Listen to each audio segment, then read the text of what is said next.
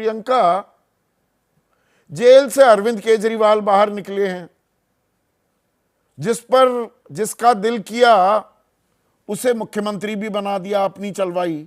सवाल तानाशाही को लेकर पूछ रहे हैं आरएसएस से और सवाल दाग रहे हैं बीजेपी पर। अपने से सवाल नहीं, दूसरों के सवाल ज्यादा अहम लग रहे हैं अरविंद केजरीवाल को। थोड़ा समझाइए ना। सभी को नमस्ते संदीप जी। संदीप जी, आप इसको ऐसे समझिए कि एक व्यक्ति जिसने पूरी जिंदगी में सिर्फ नाम कमाया हो, पैसे कमाने पर ध्यान ना गया हो, कुशल नौकरी छोड़ दी हो, पहले भी मुख्यमंत्री पद त्याग दिया हो, दोबारा ये मुख्यमंत्री पद त्याग दिया हो, वो ऐसा क्यों करेगा? इतनी तोहमत लगाई भाजपा ने उनके ऊपर, एक चवन्नी की रिकवरी नहीं हुई।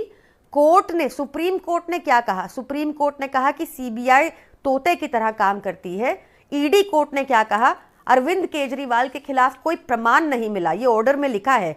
साथ में ऑर्डर में लिखा है ईडी ने द्वेष की भावना से काम किया, ये लिखा है ऑर्डर में। केस सही है, ये भी कहा सुप्रीम कोर्ट ने। पूरी जानकारी दीजिए अपनी सहूलियत के हिसाब से। ये केस को लेकर कोई टीका नहीं की। मैं बिल्कुल गलत नहीं बोल रहा हूँ जी, नहीं गलत नहीं बोल रहा हूँ। संदीप जी, सुप्रीम कोर्ट ने कहा जो केस दर्ज किया गया है वो बिल्कुल सही है। मैं बता रही हूँ कैसे। हाँ, नहीं संदीप जी, अरेस्ट एक जज ने कहा अरेस्ट लीगल है, एक जज ने कहा अरेस्ट को भूल जाइए। मैं केस की बात कर रहा हूं। नहीं, आप लॉयर हैं तो मैंने भी ऐसी 27 साल हो गए पत्रकारिता करते हुए। मैं अच्छा, आप बताइए केस कैसे सही है? बताइए केस कैसे सही है? केस, अच्छा बताइए क्या है केस के बारे में बता दीजिए फिर। क्या सुप्रीम, अरे बता तो रहा हूं, इसमें परेशान क्यों होने लगी? आप तो खुद भी वकील हैं। सुप्रीम कोर्ट ने कहा ये केस गलत दर्ज किया गया है। सुप्रीम कोर्ट ने कहा अरेस्ट को लेकर वो आपने जानकारी दे दी। मैंने पहली जानकारी, मुकम्मल जानकारी होनी चाहिए जी। हाँ, अब बताइए जी। अरेस्ट को लेकर ही कहा, केस के ऊपर तो अभी ट्रायल तो शुरू भी नहीं हुआ। विजय नायर का ट्रायल शुरू नहीं हुआ 17 महीने तक। हाँ, तो देखिए ना, पीएमएलए होता है जो आप टेररिस्ट के ऊपर लगा देते हैं, जो मनी लॉन्ड्रिंग करते हैं। ब्लैक से व्हाइट करना असेंशियल इंग्रेडिएंट होता है मनी लॉन्ड्रिंग में। इसके कोई प्रमाण नहीं मिले। ईडी कोर्ट ने, मैं बहुत जिम्मेदारी से कह रही हूं कि ईडी कोर्ट ने अपने ऑर्डर में बकायदा लिखा हुआ है कि अरविंद केजरीवाल के खिलाफ कोई प्रमाण नहीं मिला। सुप्रीम कोर्ट ने अपने ऑर्डर में लिखा है, एक जज ने, कि सीबीआई तोते की तरह काम कर रही थी। ऐसी गंभीर बात मैंने बता दी। आपने आप कह रहे हैं ईडी सीबीआई का डर दिखाकर मोदी सरकारें गिरा रहे हैं। दिल्ली की सरकार गिरा दी क्या? सबसे आसान तो दिल्ली की सरकार गिरानी थी। नहीं, कोशिश तो इनकी पूरी भरपूर तो यही कोशिश थी। इन्होंने हमारे नेताओं को अरेस्ट किया, इन्होंने सीबीआई ईडी द्वारा, खरीद फरोख्त द्वारा, इन्होंने वोट चोरी द्वारा हर संभव प्रयास किया आम आदमी पार्टी को तोड़ने का। वो नहीं तोड़ पाए। पर हाँ, ये जरूर है कि आप अगर एक ईमानदार व्यक्ति पर इतना कीचड़ थोपेंगे तो वो ईमानदार व्यक्ति के पास अपना नाम के अलावा कुछ नहीं है। तो उन्होंने इतने सालों में कोई पैसा नहीं कमाया। आप एक सिंपल सा एग्जांपल ले लीजिए, जो आज अरविंद जी ने अपनी स्पीच में भी बताया कि 3400 करोड़ लगते हैं पूरी दिल्ली को फ्री बिजली देने में, 24 घंटा बिजली देने में। अगर वो बेईमान होते तो ये 3400 करोड़ वो अपनी जेब में डालते। 22 स्टेट है बीजेपी के जो कहीं फ्री बिजली नहीं देते और सारे घाटे में हैं। वो इसलिए घाटे में है क्योंकि भाजपा नेता अपनी जेब में सारा पैसा डाल लेते हैं। प्रियंका, आप ही के लॉजिक को आगे बढ़ा रहा हूं। फिर तो मोदी सरकार 81 करोड़ 35 लाख लोगों को 5 किलो मुफ्त अनाज दे रही है, या 6000 रुपए 10 करोड़ किसान हैं तो 60,000 करोड़ रुपए किसान सम्मान निधि में दे रही है। तो मतलब वहां कोई गड़बड़ झाला नहीं हो रहा आपके लॉजिक के हिसाब से। फिर तो वो बिल्कुल ईमानदार सरकार है।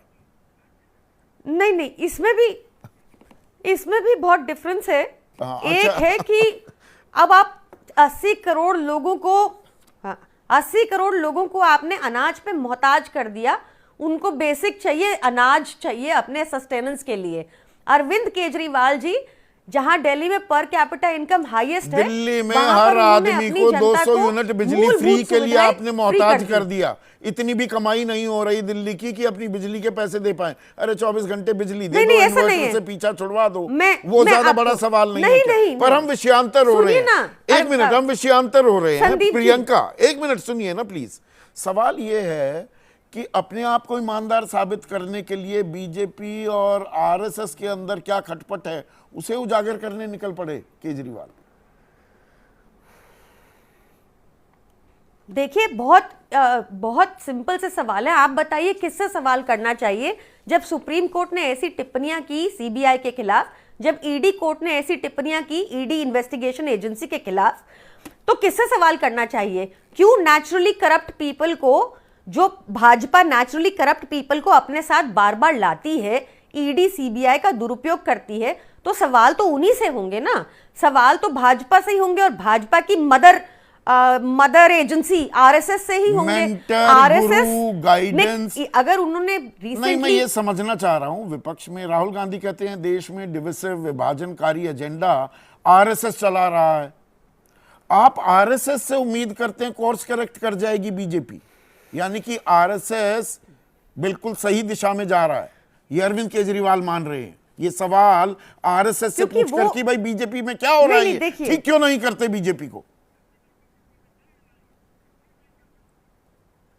क्योंकि आरएसएस क्लेम करती हैं कि वो राष्ट्रवादी पार्टी हैं, इसलिए उनसे सवाल किए। अगर आप राष्ट्रवादी हैं तो आपने भाजपा से कितनी बार सवाल किए? ये भी तो कहा है ना आरएसएस। आप लोगों ने अपने आंदोलन में समर्थन किया था ना आरएसएस का। आरएसएस के कार्यकर्ता वहां रामलीला मैदान में बैठते थे ना। देखिए, मैं आपको ये बता देती हूं, अरविंद केजरीवाल जी से हर वर्ग, हर पार्टी का इंसान, हर कोई जुड़ा था, क्योंकि वो एक नई सोच लेकर आए हैं। वो व्यवस्था परिवर्तन करना चाहते हैं, जो वो कर भी रहे हैं। अगर आप देखेंगे, अगर आप इसका विश्लेषण करेंगे तो आपको दिखेगा कि आम आदमी पार्टी की राजनीति बहुत अलग है। आरएसएस का समर्थन लिया था, आरएसएस के कहने पे हमारी पार्टी, अन्ना हजारे को आंदोलन का चेहरा बनाया गया था। गलत है क्या ये आपकी जानकारी होगी, मेरी जानकारी में नहीं है।